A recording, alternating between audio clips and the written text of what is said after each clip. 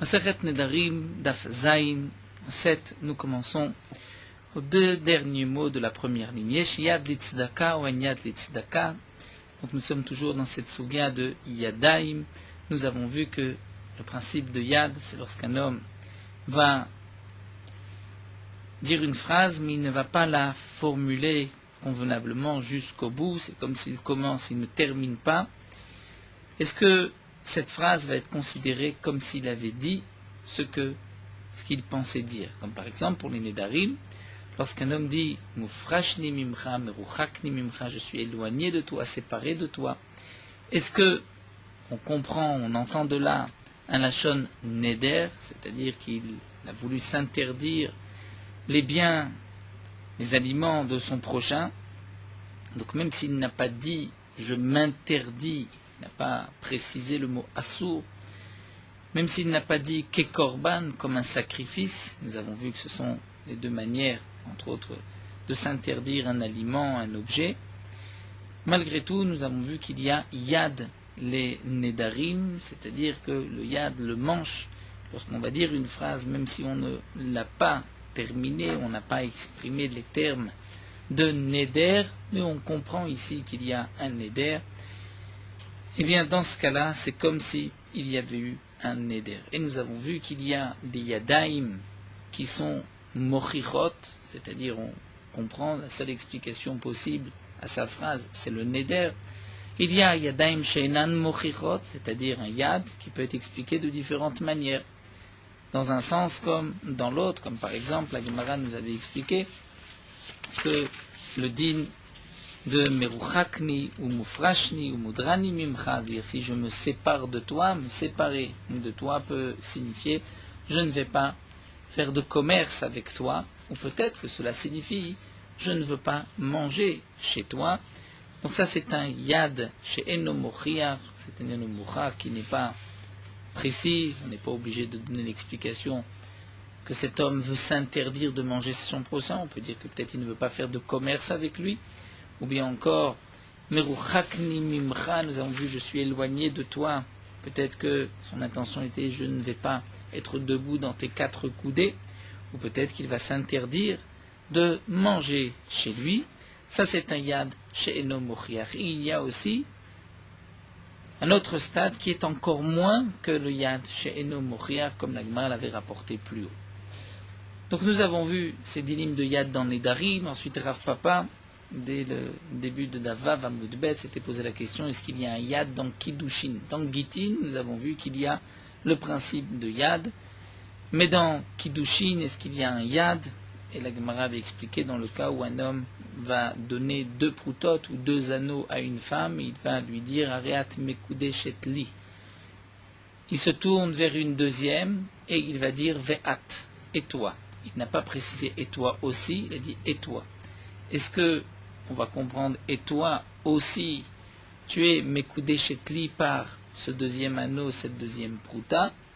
Donc est-ce qu'il y a yad likidushin ou pas? C'était une question que la Gemara avait posée, donc Rav Papa. Ensuite nous avons vu yad les PA, c'est-à-dire lorsqu'un homme va laisser une rangée de son champ en tant que PA, et il va rajouter, il va dire et celle-ci, et cette deuxième rangée, mais il ne dira pas aussi. Est-ce qu'il y a yad les PA et la deuxième est aussi PA ou pas? Ça c'est le deuxième problème que pose Rav Papa. Et la Gemara continue ici avec un troisième problème. Est-ce que yesh yad litzdaka ou en yad litzdaka? C'est-à-dire, est-ce que il y a aussi pour la tzedaka le même principe de yad, même s'il n'a pas formulé exactement sa phrase? Est-ce que c'est un don à la tzedaka ou pas? Et la Gemara va nous expliquer, Chidame, dans quel cas, sur Ilimadama Haden Zuza Litzdaka, si c'est dans le cas où cet homme a dit Haden, ce Zuza, ce Zouz, cette pièce de monnaie Litzdaka sera pour la Tzedaka, Vehaden Name, et celle-ci aussi. La demande la Gemara, Ha'u Tzedaka Atzma'i, là ce n'est pas un yad, c'est une véritable Tzedaka, puisqu'il a dit cette pièce aussi sera Tzedaka, c'est évident. Et la Kegon dit la Gemara, c'est dans le cas des Hamar où il a dit Haden et ce Zouz. Mais il n'a pas dit et ce Zouz aussi. Il n'a pas rajouté le namé, le aussi, velo amar namé.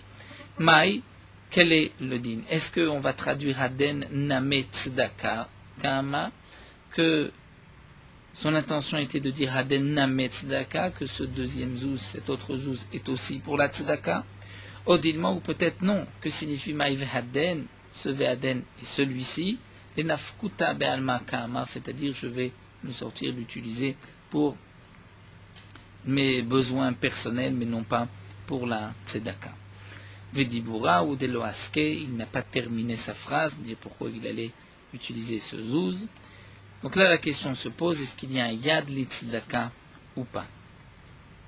Et la Gemara, donc ici, nous pose cette question de tzedaka après avoir posé la question de PA.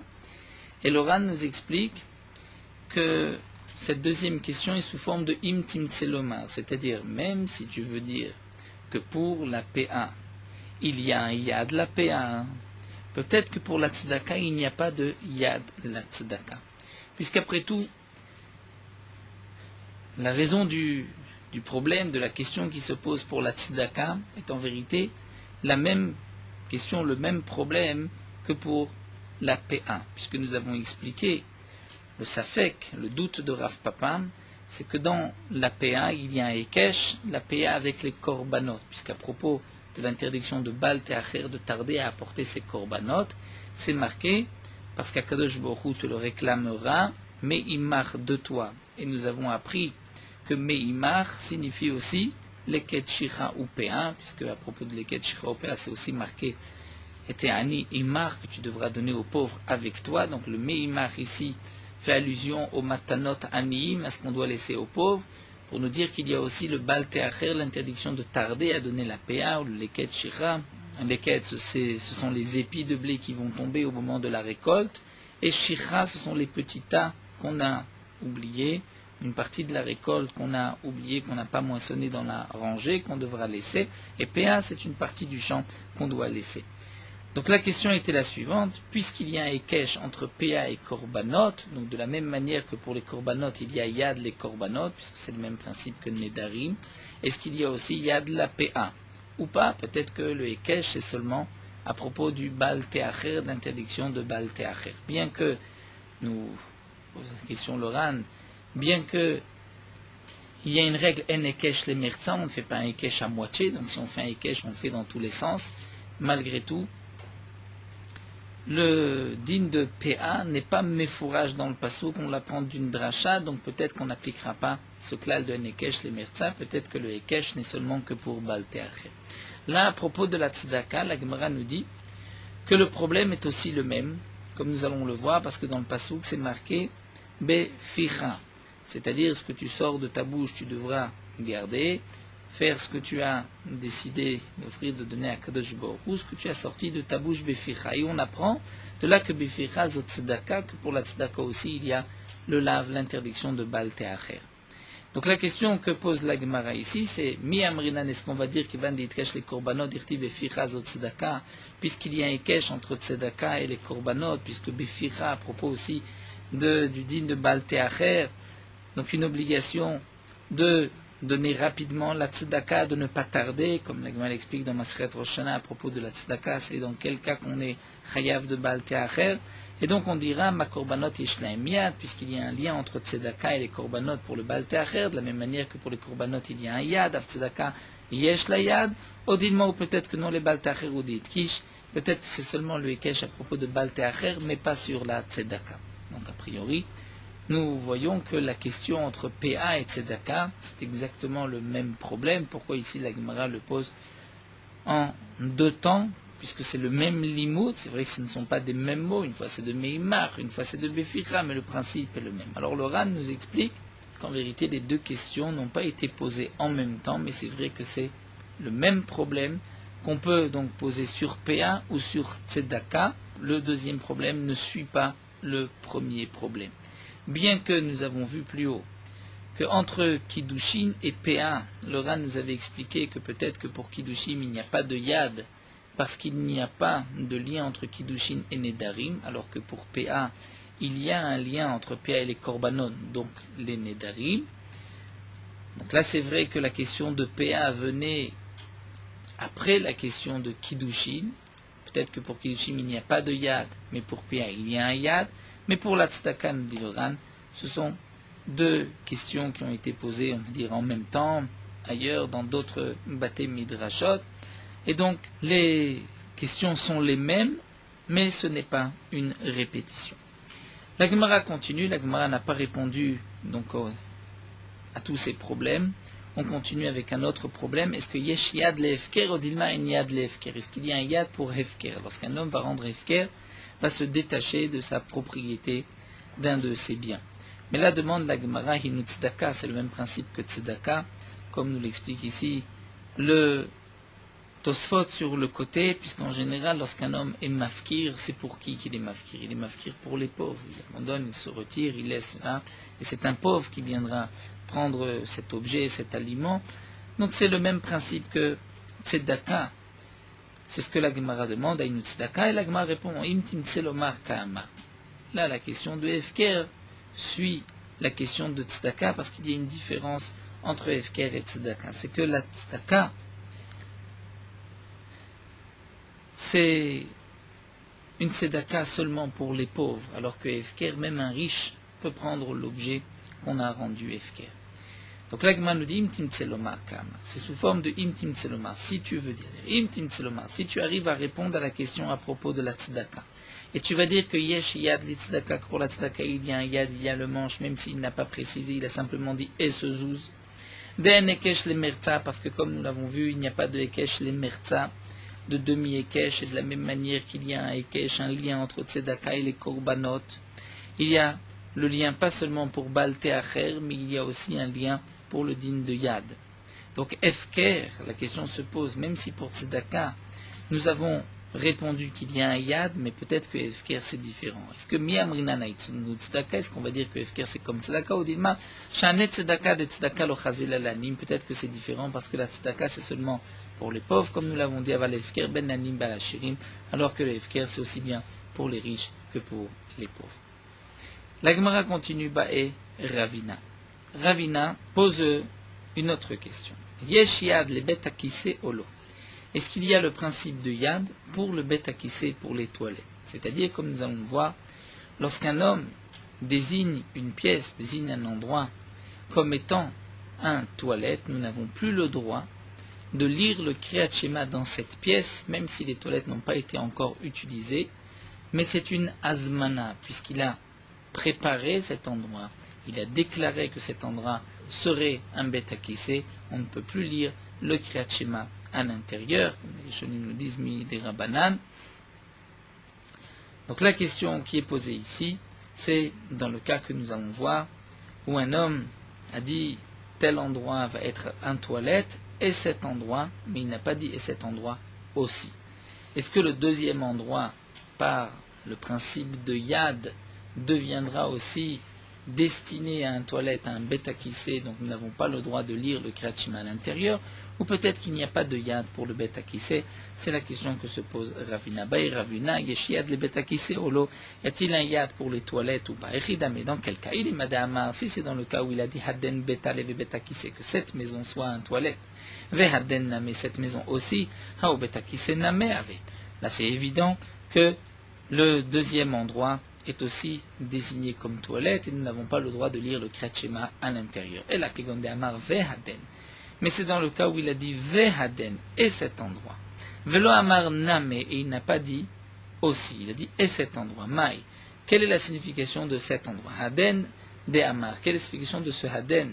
Celui-ci que cet homme a dit. Vehaden Name Betakise, ce qu'il a voulu dire que cet endroit sera aussi Betakise, un toilette, donc on ne peut plus lire le Kriyat Shema. Ou Dilma, Maï Vehaden et Tashmisha Be'alma Kamar. Ou peut-être que non, Vehaden, et ce deuxième endroit sera pour des utilisations différentes, non pas pour un Bet Akise, donc on pourrait lire le Kriyat Shema. En tout cas, nous dit la Gemara, de la question de Ravina, nous voyons une chose qui ressort, qui est claire, c'est que si un homme désigne un toilette, dit cet endroit va être un toilette, même si ce toilette n'a pas été utilisé, nous avons l'interdiction de lire le Kriyat Shema à l'intérieur. C'est ce qu'on va appeler Hazmana Miltahi. Azmana, le fait de désigner, de réserver, c'est une chose, c'est comme si c'était un toilette, même s'il n'a pas été utilisé. De la question de Ravina, puisque Ravina nous dit, est-ce qu'il y a un yad pour un betakissé, c'est-à-dire par une parole, il a dit, et cet endroit. Est-ce que cela signifie cet endroit aussi ou pas? Donc nous voyons en tout cas que lorsqu'un homme va désigner un toilette, même si on ne l'a pas utilisé, nous avons l'interdiction de lire le Kriyat Shema à l'intérieur, mais pourtant, nous allons voir que Ravina lui-même, ailleurs, s'est posé la question. Michlad, ça voudrait dire des pshit alele Ravina, que d'après Ravina, c'est sûr, des yeshzimoun le betakissé qu'on peut réserver par une simple parole un toilette, et donc, dorénavant, nous avons l'interdiction de lire le Kriyat Shema, veham evaïle le Ravina, mais pourtant, cette question était posée à Ravina, est-ce que izminu le betakissé mahu? Si on a réservé un endroit comme toilette, quel est le din? Ou izminu le betamechatz mahu pour un bain public, mais le Gaon de Vilna nous dit d'effacer ces quelques mots, donc nous allons garder juste.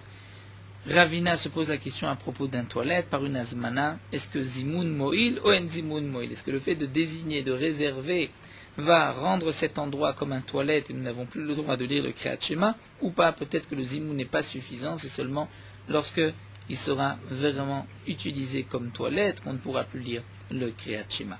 En tout cas, nous voyons que Ravina se posait la question. Donc comment se fait-il que Ravina ici se retrouve face au problème de yad pour un betakissé, puisque ce n'est pas évident, ce n'est pas sûr, de toute manière, même s'il avait dit explicitement je réserve cet endroit comme toilette, qu'on n'ait pas le droit de lire le Kriyat Shema.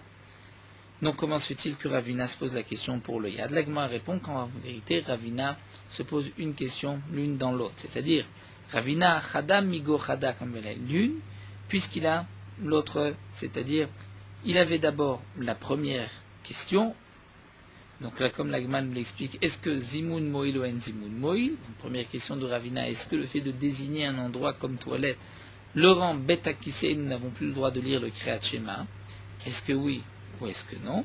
Et Intim Tseloma Yesh Zimoun, et dans le cas où tu vas dire que par une simple parole il y a un Zimoun, c'est réservé, c'est un toilette, est-ce que maintenant Yesh Yad ou En Yad? Deuxième question qui peut se poser lorsqu'on va dire cet endroit désigné comme toilette et cet endroit, est-ce que cela signifie et cet endroit aussi ou pas?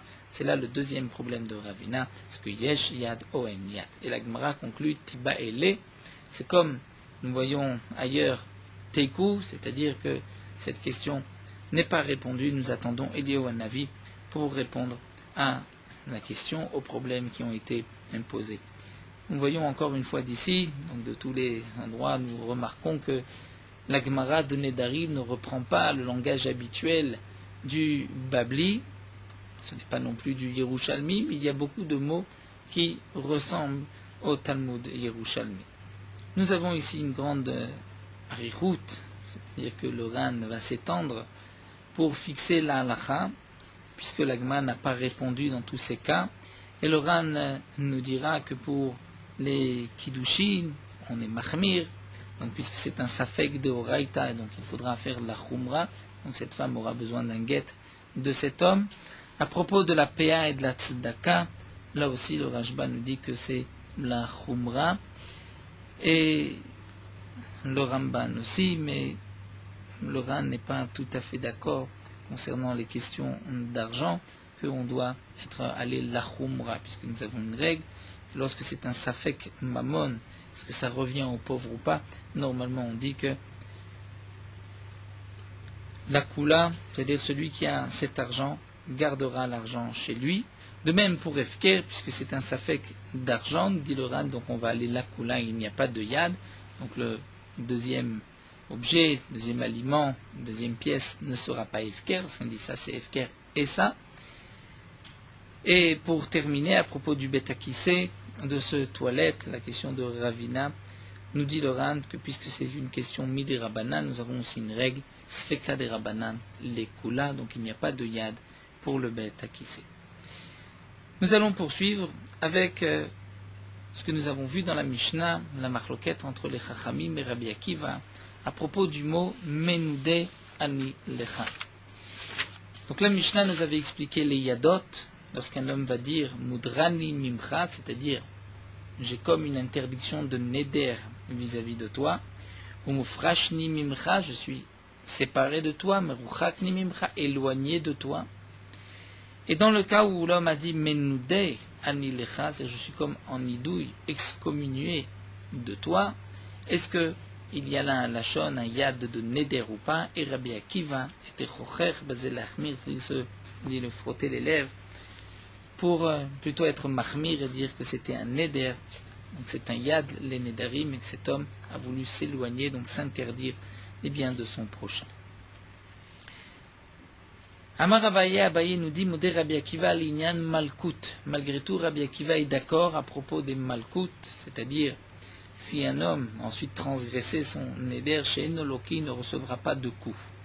Parce que ce que nous a dit Rabbi Akiva, que Minden il était chocher le'achmir, c'est-à-dire qu'il y a là un neder, c'est seulement la chumra.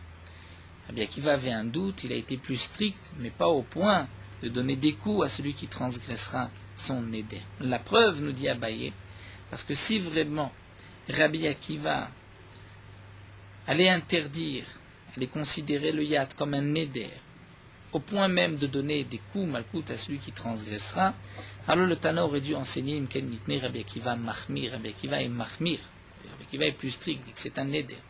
Mais puisque c'est marqué c'est-à-dire il sait se poser la question, est-ce qu'il va être Mahmir ou pas? Il a été un peu plus strict, mais on voit que Rabbi Akiva avait quand même un safek, un doute. Amar Rav Papa nous dit, Benadina minach de kula alma lo pligé de asur. Meshamtana mimach le kula alma share. Bemai pligé be menude ani lecha. Nous avons ici dans ces deux lignes trois leshonotes rapportés, trois langages. Nadina mimach, Meshamtana minach, et le troisième, menude ani lecha. Il y a une différence entre ces trois termes, comme nous dit ici Rav Papa. Donc ce premier terme, Nadina Minach, je suis éloigné de toi, comme disent les Rishonim, Nashon Navenad, d'un homme errant. Là, découlé alma l'obligé des Assour, il n'y a pas de marloquette, nous dit Rav Papa, entre Rabbi Akiva et les Chachamim, d'après tout le monde, on comprend que c'est un Lachon Neder. Le Ran précise que c'est bien sûr dans le cas où il continue et il dit Shani ochel lecha, c'est-à-dire je suis éloigné de toi de manger chez toi. Mais d'autres Rishonim, c'est rapporté ici dans Tosfot, pensent que non, que même s'il n'a pas dit Shani ochel lecha, le simple fait de dire Nadina lecha est suffisant pour s'interdire, on comprend qu'il y a là un neder. Donc nous allons suivre l'explication du Ran, que même le Nadina Minach, c'est avec la suite Shani ochel mimra, comme Shmuel nous l'avait expliqué. Donc dans ce cas-là, lorsqu'un homme dit Nadina Minach, là c'est sûr qu'il y a une interdiction, c'est sûr que c'est assour, c'est sûr même qu'il y a malkout, nous dit le Ran. Dans Meshamta na Minach, Meshamta na Minach, Shamta, c'est un langage de excommunication, un langage des Chachamim. Là dans ce cas-là, l'écoulé al-Machare, tout le monde est d'accord qu'il n'y a pas de neder. Puisque le Lachon, Meshamtana Mimach, est un langage qui n'est pas de neder, c'est un langage de Shamta, d'excommunication. Et donc c'est pour cela que dans ce cas-là, même s'il a précisé, nous dit le Ran, Meshamtana Minach, de manger chez toi, il n'y a pas de neder. Donc nous avons ici deux extrêmes. Nadina Minach, tout le monde est d'accord qu'il y a une interdiction. Meshamtana Minach, je suis excommunié de toi. On n'entend pas ici un lachon de neder. La machloquette entre Rabbi Akiva et les Chachamim, c'est Menude Ani Lecha. Le lachon Nidouy, qui est aussi un lachon d'excommunication, différent de Shamta, Shamtana Minach. Donc Menude Ani Lecha. Là, nous avons la machloquette de Rabbi Akiva savar l'ishna de Nidouyehu. Rabbi Akiva considère que le Menude Ani Lecha, c'est un lachon de Nidouye, c'est-à-dire d'être éloigné, adhérent, loin de lui. Et donc, on entend aussi un neder. Les Rabbanan savraient que non, l'ishna de Meshamta Nahu, c'est un langage de Shamta, d'être excommunié, et ce n'est pas un lachon de neder. C'est ainsi que Rav Papa explique la machloquette entre Rabbi Akiva et les Chachamim. C'est seulement dans le mot Meshamtana, c'est seulement dans le mot Menude Anilecha, où là, la question se pose, est-ce que cela ressemble à Nidouyahu, c'est-à-dire Nadina Minach ou bien Meshamtana Minach. Mais la Gemara nous dit au plié de Rav Frisda, donc cette explication de Rav Papa serait donc en marloquette avec Rav Frisda, puisque nous allons voir que d'après Rav Frisda, même dans Meshamtana, il y a aussi une marloquette, alors que Rav Papa nous dit que Meshamtana, tout le monde est d'accord qu'il n'y a pas de neder. Quel est le cas de Rav Frisda d'Aou Gavra? Il y avait un homme d'Ama Meshamtana, Nirse Debaré de Rabbi Yirmiyah Baraba.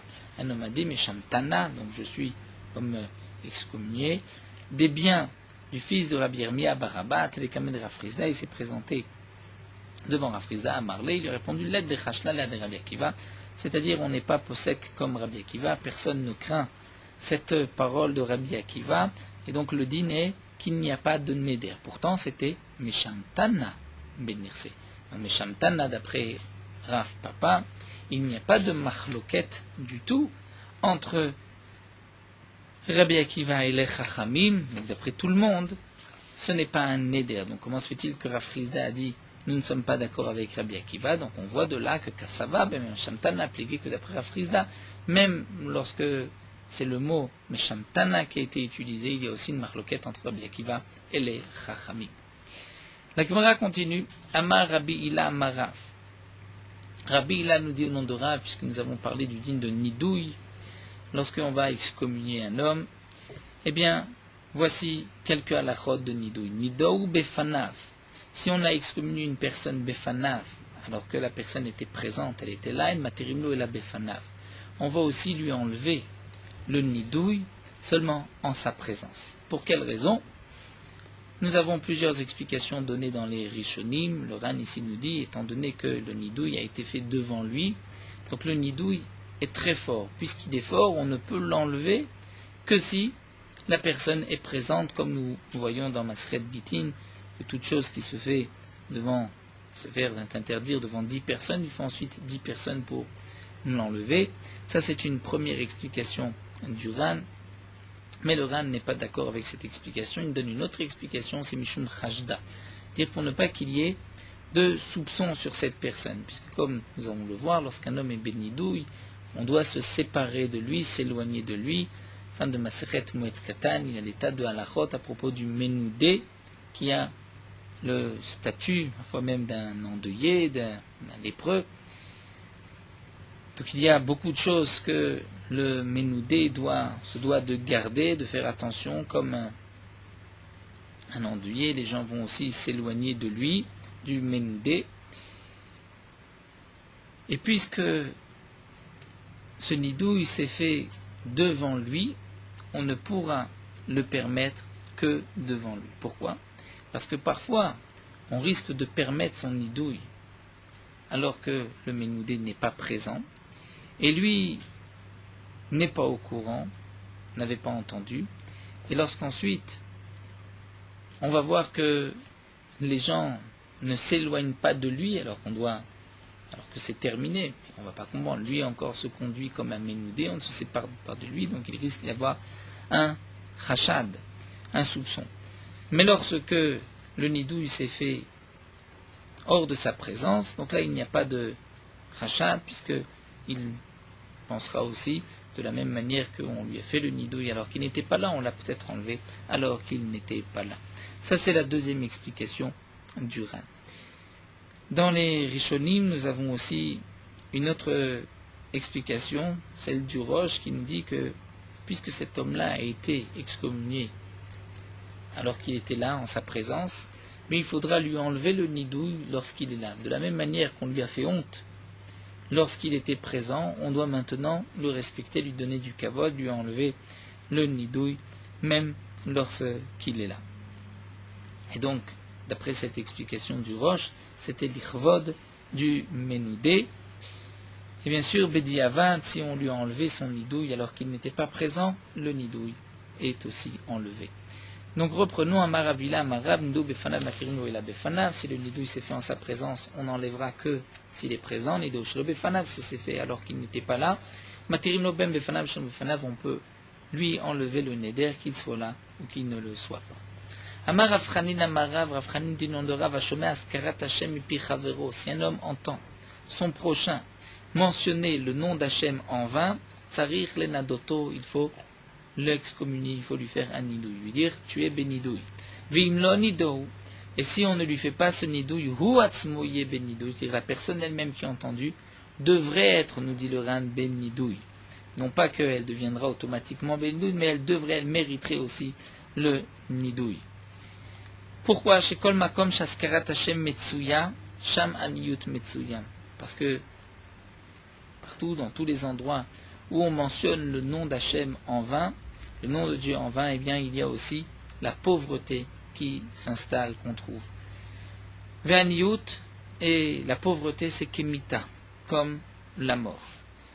Chez Neymar, comme c'est marqué, qui metu kol ha'anashim, à propos de Moshe Rabbeinu, Hachem a dit à Moshe Rabbeinu, retourne à Midian, parce que tous les gens qui te cherchaient du mal sont morts. Et il s'agit de Datan ve'Aviram. Pourtant, Datan ve'Aviram ne sont pas morts en Égypte, ils sont sortis d'Égypte, et ils sont morts seulement à l'époque de Korach. Donc, que signifie le pasuk qui metu, ils sont morts, Vetamian, nous apprenons de là, Kol makom shnatu chamim enem omita oni. Là où les chamim ont posé leurs yeux, c'était ou la mort ou la pauvreté. Donc là-bas, il s'agit de la pauvreté, que Datan ve'Aviram sont devenus pauvres, et donc ils sont considérés comme morts. Donc reprenons le développement de la Gemara. Le Ran nous explique ce que la Gemara a voulu nous montrer ici, l'importance, la gravité de celui qui va mentionner le nom d'Hachem en vain, puisqu'il va y avoir la pauvreté. C'est une raison de nous dire pourquoi celui qui n'a pas excommunié son prochain devra mériter lui le nidouille. Parce que maintenant, à cause de lui, il va y avoir la pauvreté dans le monde. On l'apprend du pasuk, nous dit le Ran, puisque Akadosh Baruch Hu dit Bechol hamakom asher askir et shemi avo elecha oberachticha. Et dans tout endroit où tu mentionneras mon nom, je viendrai et je te bénirai.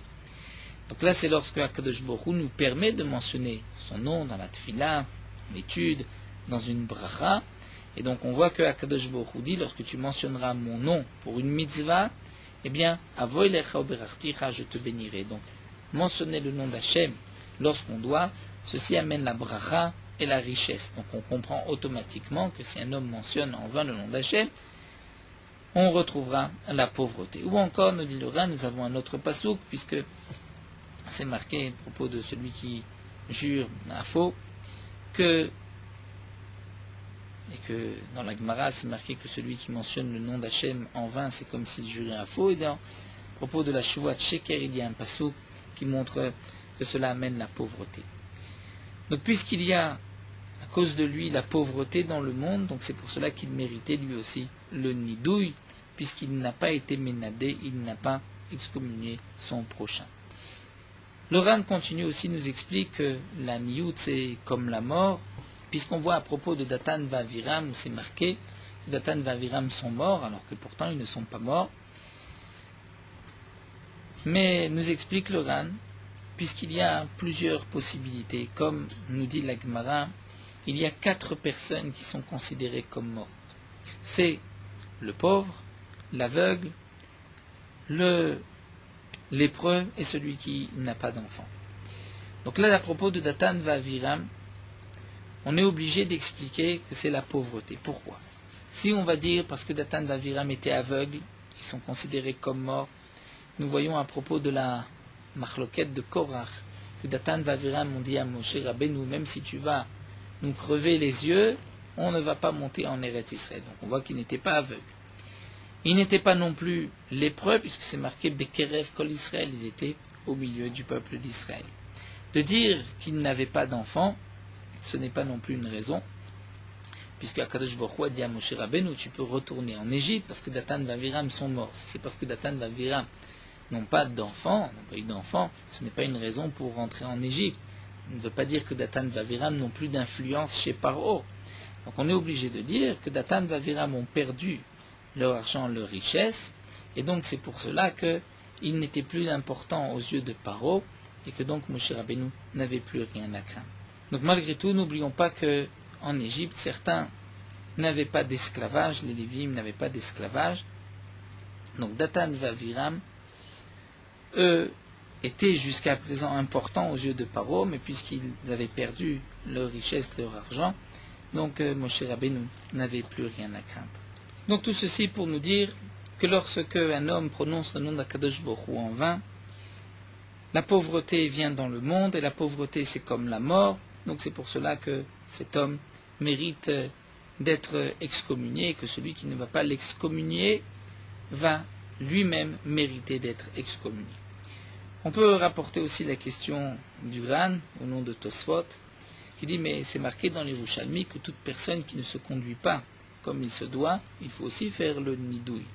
Donc de toutes les manières, puisque cet homme-là, en mentionnant le nom d'Hachem, fait une avéra, il mériterait d'être excommunié, comme Tosfot le Ran nous rapporte plusieurs cas, plusieurs gemarot, où on voit que même un homme qui frappait son grand garçon méritait d'être excommunié. Pourquoi? Puisqu'il il aurait pu faire transgresser son fils. Si son fils lui avait rendu des coups, le fils aurait transgressé donc l'interdiction de frapper son père, et donc le père transgresse le lave de l'ifni hiver devant un aveugle, ne met pas d'obstacle. Et là aussi c'est marqué dans la Gemara que cet homme a été excommunié.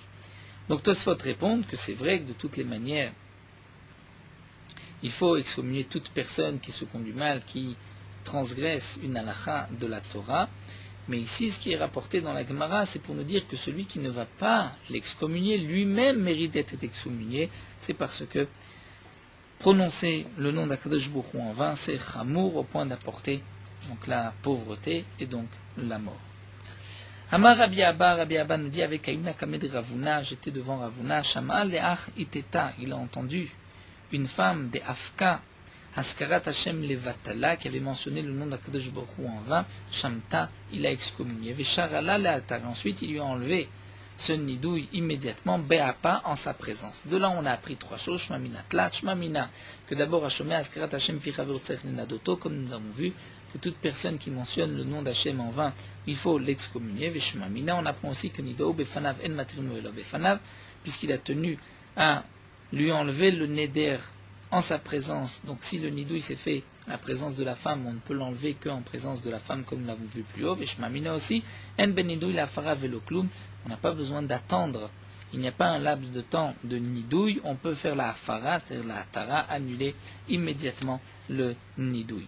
Bien que le Ran nous rapporte encore une question de Tosfot, où on voit que dans Moed Katan, pour celui qui transgressait la Torah, il fallait au moins un minimum de 30 jours. C'est seulement parce qu'il y avait un litige d'argent, on ne voulait pas respecter, qu'on l'excommuniait, là on pouvait lui enlever immédiatement, mais pour une halakha, il faut au moins 30 jours. Alors, Tosfot répond que le nidouille ici est en vérité simplement pour lui faire peur, pour lui dire de faire attention et de ne pas mentionner encore une fois le nom d'Hachem en vain. Et donc c'est pour cela qu'un tel nidouille pouvait être enlevé immédiatement. Amar Rav Gidal Amarav, Rav Gidal nous dit non brave, Talmid Chacham menadel leatzmo faire leatzmo. Talmid Chacham peut lui-même se mettre en nidouille et lui-même s'enlever le nidouille. Pshitan, moi c'est évident, là que me répond Maudetema, on aurait pu croire un chavouch matiratzmo beta sourim, comme cette phrase bien connue que le prisonnier ne peut pas se faire sortir lui-même de prison. Donc peut-être que si le Talmid Chacham c'est lui-même excommunié, il ne peut pas s'enlever, faire la hatara, la hafara, mais ici qui signifie hatara, comme nous explique les Rishonim. Donc il ne peut peut-être pas s'enlever, kamash malan, qu'il pourra aussi lui-même s'enlever le nidouille. Echidame, dans quel cas, l'Agma nous dit qu'il y a des marzoutra chassida, comme Marzoutra le chassid qui mechaev barberav shanta, lorsqu'un Talmid Chacham méritait d'être excommunié, bien mashmit nafshe bereshat, d'abord il prenait sur lui-même, donc Marzoutra prenait sur lui-même un nidouille, Vada meshamed barberav, et ensuite il faisait le nidouille, il excommuniait le Talmid Chacham, l'élève qui méritait, et ensuite Vchael le bété, lorsqu'il rentrait chez lui, Charele nafshe vadar charele, d'abord il enlevait le nidouille qu'il avait pris sur lui-même, et ensuite il enlevait le nidouille de ce Talmid Chacham.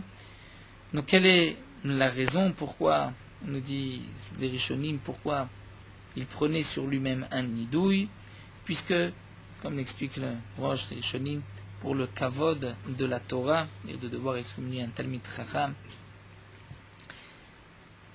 donc à cause de ce kavod de la Torah, il était obligé d'excommunier le Talmid Chacham. C'est pour cela qu'il prenait sur lui-même d'abord le nidouille, l'excommunication. Une autre explication que nous donne ici le Roche, pourquoi Mar Zutra prenait sur lui-même le nidouille, c'est pour ne pas oublier ensuite d'enlever le nidouille du Talmid Chacham. Donc il prenait lui-même un nidouille lorsqu'il allait enlever son nidouille, son propre nidouille, il se rappelait automatiquement qu'il fallait aussi l'enlever au Talmid Chacham. Et encore pour terminer ce que nous dit le Ran, donc lorsqu'il rentrait chez lui, il enlevait immédiatement le nidouille pour ne pas que donc sa famille transgresse le nidouille, puisque sa famille devait donc elle aussi se séparer de Mar Zutra. Donc c'est pour cela qu'il enlevait immédiatement le nidouille. Donc de là, nous dit le Ran, nous apprenons que lorsqu'un homme est en excommunication, même sa famille doit s'éloigner de lui. La question se pose dans le Ran à propos de sa femme. Est-ce qu'on pourra appliquer le principe Ishto Kigufo? La femme, c'est comme lui-même. Donc lui-même ne va pas s'éloigner de lui-même. Donc peut-être que sa femme n'a pas d'interdiction. Peut-être même que la femme a une interdiction et elle doit s'éloigner. Voilà, nous allons nous arrêter ici. Amarav Gidan. Bezrat Hashem. Morot Halacha Daf Zayin. Les Nedarim concernent les hommes comme les femmes. Que ce soit des hommes ou des femmes qui ont fait un Neder ou une Shuvah, s'ils étaient grands, c'est-à-dire ils avaient déjà 13 ans au moment du Neder ou de la Shuvah, le Neder est valable, le serment est valable. Donc un homme, c'est à partir de 13 ans et un jour, et une femme à partir de 12 ans et un jour. Malgré tout, un enfant, que ce soit un garçon ou une fille, juste avant de devenir bar ou bat mitzvah, pour un garçon à partir de 12 ans et un jour, pour une fille à partir de 11 ans et un jour, lorsqu'ils vont faire un neder ou une shuvah, on va vérifier est-ce que vraiment ils savent, ils sont conscients qu'est-ce que c'est un neder, qu'est-ce que c'est une shuvah, pour qui ils ont fait ce neder, et dans le cas où ils répondent qu'ils savent exactement ce que c'est un neder, eh bien leur neder est valable minna Torah. Là nous l'apprenons d'un pasouk, Ish ki yafli neder, de là on apprend même moufla samour le ish, c'est-à-dire un garçon la 13e année, une fille la 12e année. Un garçon ou une fille qui ne sont pas arrivés encore au nata nedarim, c'est-à-dire avant l'âge pour un garçon de 12 ans et pour une fille avant l'âge de 11 ans, même lorsqu'ils savent la signification d'un neder et pour qui ils ont fait un neder ou ils ont juré, leur neder n'a pas de poids et n'est pas valable. Malgré tout, il faudra les réprimander, leur apprendre de ne pas faire des nedarim et des shvuot. Mais lorsque le neder est sur une petite chose qui ne va pas les faire souffrir, eh bien on va, pour les initier au nedarim ou au shvuot, pour ne pas transgresser, on va leur dire de maintenir, d'accomplir ce qu'ils ont pris sur eux.